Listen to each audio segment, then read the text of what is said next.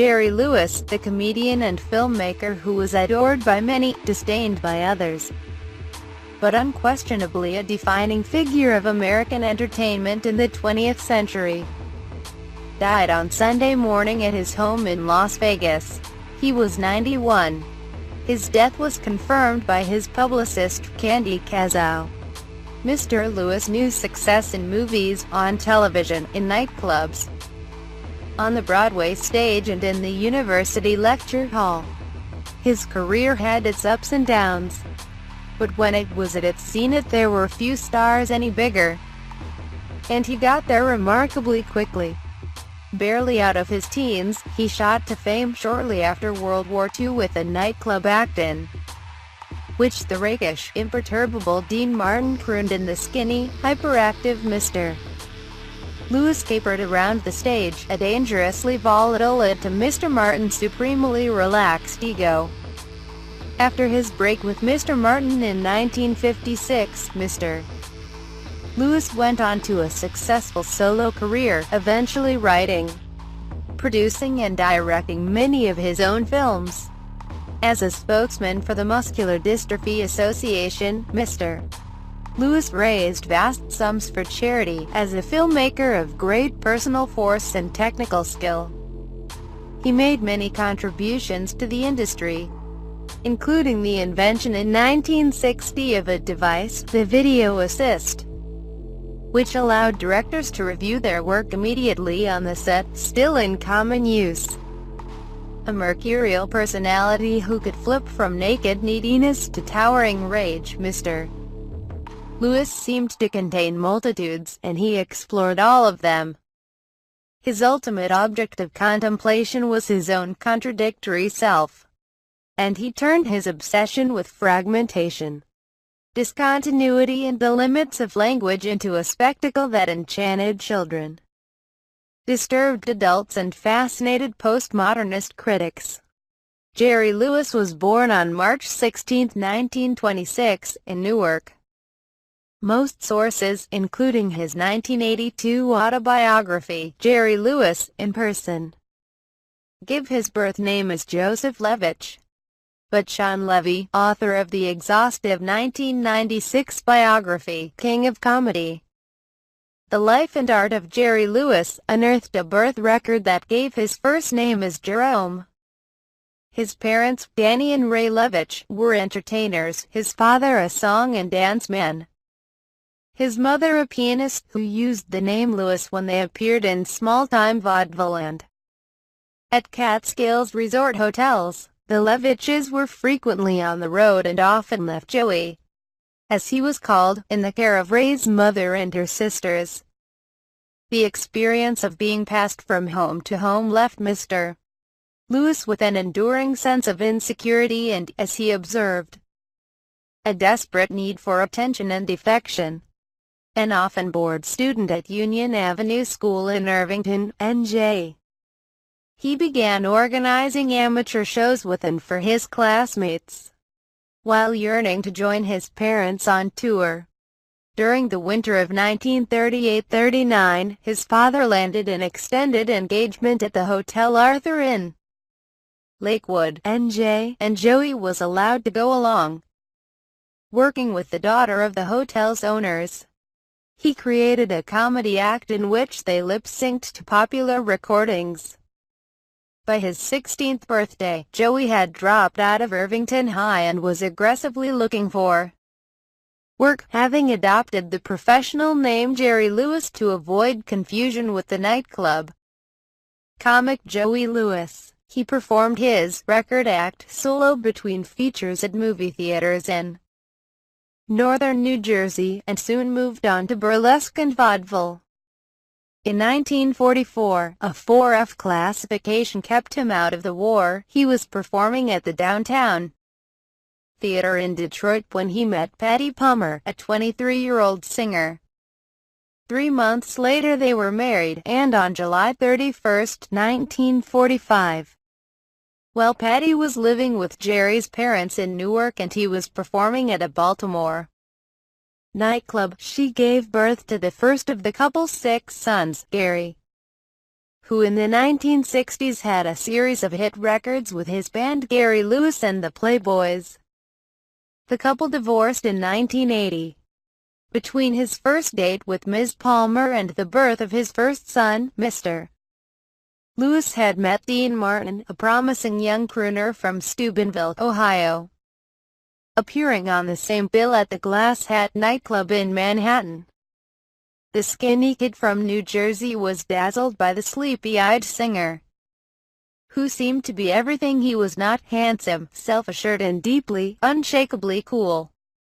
When they found themselves on the same bill again at another Manhattan nightclub, the Havana, Madrid, in March 1946, they started fooling around in impromptu sessions after the evening's last show. Their antics earned the notice of Billboard magazine, whose reviewer wrote, "Martin and Lewis do an afterpiece that has all the makings of a sock act."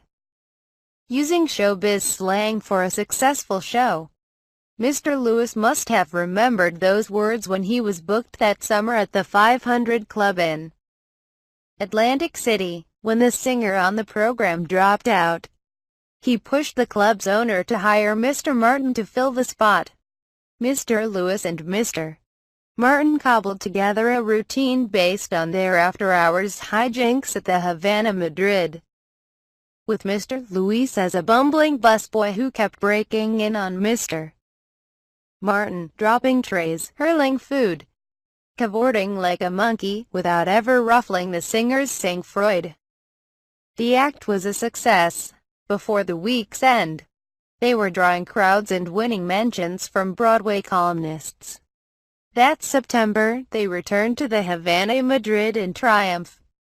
Bookings at bigger and better clubs in New York and Chicago followed, and by the summer of 1948 they had reached the pinnacle, headlining at the Copacabana on the Upper East Side of Manhattan while playing one show a night at the 6,000-seat Roxy Theater in Times Square.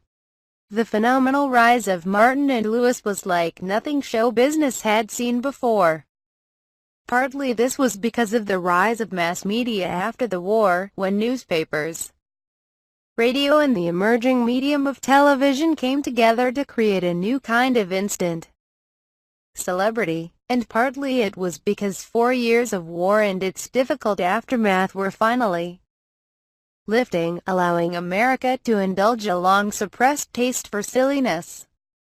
But primarily it was the unusual chemical reaction that occurred when Martin and Lewis were side by side.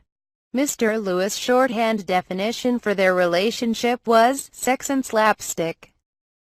But much more was going on, a dialectic between adult and infant, assurance and anxiety, bitter experience and wide-eyed innocence that generated a powerful image of post-war America. A gangly young country suddenly dominant on the world stage. Among the audience members at the Copacabana was the producer Hal Wallace, who had a distribution deal through Paramount Pictures. Other studios were interested, more so after Martin and Lewis began appearing on live television, but it was Mr. Wallace who signed them to a 5-year contract. He started them off slowly, slipping them into a low-budget project already in the pipeline. Based on a popular radio show, My Friend Irma, 1949, starred Marie Wilson as a ditzy blonde, and Diana Lynn as her level-headed roommate, with Martin and Lewis providing comic support. The film did well enough to generate a sequel, My Friend Irma Goes West, 1950. But it was not until At War with the Army, 1951, an independent production filmed outside Mr. Wallace's control, that the team took center stage. At War with the Army codified the relationship that ran through all 13 subsequent Martin and Lewis films, positing the pair's unlikely pals whose friendship might be tested by trouble with money or women, usually generated by Mr. Martin's character, but who were there for each other in the end. The films were phenomenally successful, and their budgets quickly grew. Some were remakes of Paramount properties. Bob Hope's 1940 hit The Ghost Breakers, for example, became Scared Stiff 1953, while other projects were more adventurous. That's My Boy 1951, The Stooge 1953, and The Caddy 1953 approached psychological drama with their forbidding father figures and suggestions of sibling rivalry. Mr. Lewis had a hand in the writing of each. Artists and Models 1955 and Hollywood or Bust 1956 were broadly satirical looks at American popular culture under the authorial hand of the director, Frank Tashlin, who brought a bold graphic style and a flair for wild sight gags to his work. For Mr. Tashlin, Mr. Lewis became a live-action extension of the anarchic characters. Like Bugs Bunny and Daffy Duck, he had worked with as a director of Warner Brothers cartoons. Mr. Tashlin also functioned as a mentor to Mr. Lewis, who was fascinated with the technical side of filmmaking. Mr. Lewis made 16mm sound home movies and by 1949 was enlisting celebrity friends for short comedies with titles like How to Smuggle a Hernia Across the Border. These were amateur efforts, but Mr. Lewis was soon confident enough to advise veteran directors like George Marshall, Money from Home, and Norman Taurog, livening it up on questions of staging. With Mr. Tashlin, he found a director both sympathetic to his style of comedy and technically adept. But as his artistic aspirations grew and his control over the films in which he appeared increased, Mr. Lewis' relationship with Mr. Martin became strained. As wildly popular as the team remained, Mr. Martin had come to resent Mr. Lewis' dominant role in shaping their work and spoke of reviving his solo career as a singer. Mr. Lewis felt betrayed by the man he still worshipped as a role model. And by the time filming began on Hollywood or Bust, they were barely speaking. After a farewell performance at the Copacabana on July 25, 1956, 10 years to the day after they had first appeared together in Atlantic City, Mr. Martin and Mr. Lewis went their separate ways. For Mr. Lewis, an unexpected success mitigated the trauma of the breakup. His recording of Rockabye Your Baby with a Dixie melody, belted in a style that suggested Al Jolson, became a top 10 hit. And the album on which it appeared, Jerry Lewis Just Sings, climbed to No. 3 on the Billboard chart, outselling anything his former partner had released. Reassured that his public still loved him, Mr. Lewis returned to filmmaking with the low-budget, semi-dramatic The Delicate Delinquent, and then shifted into overdrive for a series of personal appearances beginning at the Sands in Las Vegas and culminating with a 4-week engagement at the Palace in New York. He signed a contract with NBC for a series of specials and renewed his relationship with the Muscular Dystrophy Association, a charity that he and Mr. Martin had long supported, by hosting a 19-hour telethon. Mr. Lewis made 3 uninspired films to complete his obligation to Hal Wallace. He saved his creative energies for the films he produced himself. The first 3 of those films, Rockabye Baby, 1958, The Geisha Boy, 1958, and Cinderfella, 1960, were directed by Mr. Tashlin. After that, finally ready to assume complete control, Mr. Lewis persuaded Paramount to take a chance on The Bellboy, 1960, a virtually plotless homage to silent film comedy that he wrote, directed and starred in. Playing a hapless employee of the Fontainebleau Hotel in Miami Beach, it was the beginning of Mr. Lewis' most creative period. During the next 5 years, he directed 5 more films of remarkable stylistic assurance. including The Ladies' Man, 1961, with its huge multi-story set of a women's boarding house, and most notably, The Nutty Professor, 1963, a variation on Dr. Jekyll and Mr. Hyde, in which Mr. Lewis appeared as a painfully shy chemistry professor and his dark alter ego, a swaggering nightclub singer. With their themes of fragmented identity and their experimental approach to sound, color and narrative structure, Mr. Lewis films began to attract the serious consideration of iconoclastic young critics in France, at a time when American film was still largely dismissed by American critics as purely commercial and devoid of artistic interest. Mr. Lewis' work was held up as a prime example of a personal filmmaker functioning happily within the studio system. The Nutty Professor, a study in split personality that is as disturbing as it is hilarious, is probably the most honored and analyzed of Mr. Lewis' films. It was also his personal favorite. For some critics, the opposition between the helpless, infantile Professor Julius Kelp and the coldly manipulative lounge singer Buddy Love represented a spiteful revision of the old Martin and Lewis dynamic. But Buddy seems more pertinently a projection of Mr. Lewis' darkest fears about himself, a version of the distant, unloving father whom Mr. Lewis had never managed to please as a child, and whom he both despised and desperately wanted to be.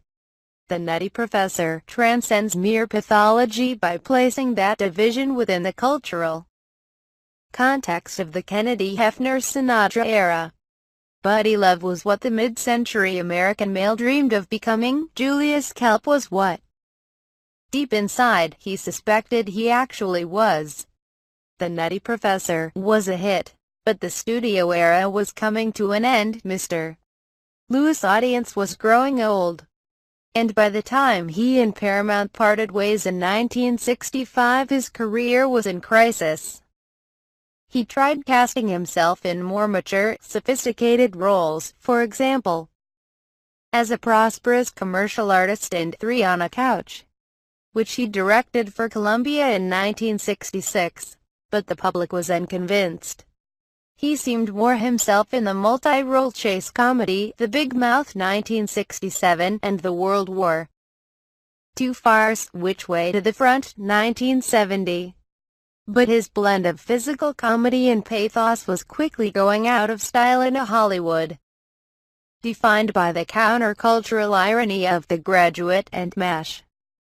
After The Day the Clown Cried, his audacious attempt to direct a comedy drama set in a Nazi concentration camp collapsed in litigation in 1972. Mr. Lewis was absent from films for 8 years. In that dark period, he struggled with an addiction to the painkiller Percodan. Hardly Working, an independent production that Mr. Lewis directed in Florida, was released in Europe in 1980 and in the United States in 1981. It referred to Mr. Lewis' marginalized position by casting him as an unemployed circus clown who finds fulfillment in a mundane job with the post office. For Roger Ebert, writing in the Chicago Sun-Times, Hardly Working was one of the worst movies ever to achieve commercial release in this country, but the film found moderate success in the United States and Europe and has since earned passionate defenders. A follow-up in 1983, Smorgasbord, also known as Cracking Up, proved a misfire, and Mr. Lewis never directed another feature film.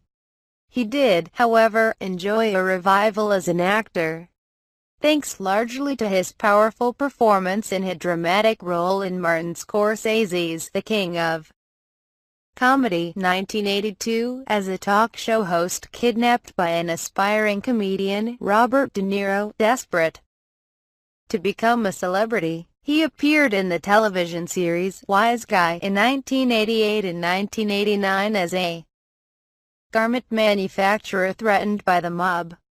and was memorable in character roles in America Sturz's Arizona Dream, 1993, and Peter Chelseam's Funny Bones, 1995. Mr. Lewis played Mr. Applegate, a.k.a. the Devil, in a Broadway revival of the musical Damn Yankees in 1995 and later took the show on an international tour. Although he retained a preternaturally youthful appearance for many years, Mr. Lewis had a series of serious illnesses in his later life, including prostate cancer, pulmonary fibrosis and 2 heart attacks. Drug treatments caused his weight to balloon alarmingly, though he recovered enough to continue performing well into the new millennium. He was appearing in one-man shows as recently as 2016. Through it all, Mr. Lewis continued his charity work, serving as national chairman of the Muscular Dystrophy Association and, beginning in 1966, hosting the association's annual Labor Day weekend telethon. Although some advocates for the rights of the disabled criticized the association's Di3s Kids campaign as condescending, the telethon raised about $2 billion during the more than 40 years he was host, for reasons that remain largely unexplained but were apparently related to a disagreement with the association's president, Gerald C. Weinberg. The 2010 telethon was Mr. Lewis' last. He had been scheduled to make an appearance on the 2011 telethon but did not, and he had no further involvement with the charity until 2016, when he lent his support via a promotional video. The telethon was shortened and eventually discontinued. During the 1976 telethon, Frank Sinatra staged an on-air reunion between Mr. Lewis and Mr. Martin, to the visible discomfort of both men. A more lasting reconciliation came in 1987, when Mr. Lewis attended the funeral of Mr. Martin's oldest son, Dean Paul Martin, Jr., the pilot in the California Air National Guard who had been killed in a crash. They continued to speak occasionally until Mr. Martin died in 1995. In 2005, Mr. Lewis collaborated with James Kaplan on Dean and Me, a Love Story, a fond memoir of his years with Mr. Martin in which he placed most of the blame for their breakup on himself. Among Mr. Lewis' other books was The Total Filmmaker, a compendium of his lectures at the film school of the University of Southern California, where he taught, beginning in 1967. In 1983, Mr. Lewis married Sandy Pidnick, and in 1992 their daughter, Danielle Sarah, was born. Besides his wife and daughter, survivors include his sons Christopher, Scott, Gary and Anthony, and several grandchildren. Although the Academy of Motion Picture Arts and Sciences never honored Mr. Lewis for his film work, he received the Jean Hersholt Humanitarian Award for his charitable activity in 2009. His many other honors included 2 stars on the Hollywood Walk of Fame, one for his movie work, the other for television, and an induction into the Légion d'honneur, awarded by the French government in 2006. In 2015, the Library of Congress announced that it had acquired Mr. Lewis' personal archives. In a statement, he said, "Knowing that the Library of Congress was interested in acquiring my life's work was one of the biggest thrills of my life." Mr. Lewis was officially recognized as a towering figure in cinema at the 2013 Cannes Film Festival. The festival's tribute to him included the screening of a preliminary cut of Max Rose, Mr. Lewis' first movie in almost 20 years, in which he starred as a recently widowed jazz pianist in search of answers about his past. The film did not have its United States premiere until 2016, when it was shown as part of a Lewis tribute at the Museum of Modern Art. Also in 2016, he appeared briefly as the father of Nicolas Cage's character in the crime drama The Trust. In 2012, Mr. Lewis directed a stage musical in Nashville based on The Nutty Professor. The show, with a score by Marvin Hamlisch and book and lyrics by Rupert Holmes, never made it to Broadway, but Mr. Lewis relished the challenge of directing for the stage, a first for him. There's something about the risk, the courage that it takes to face the risk, he told the New York Times. I'm not going to get greatness unless I have to go at it with fear and uncertainty.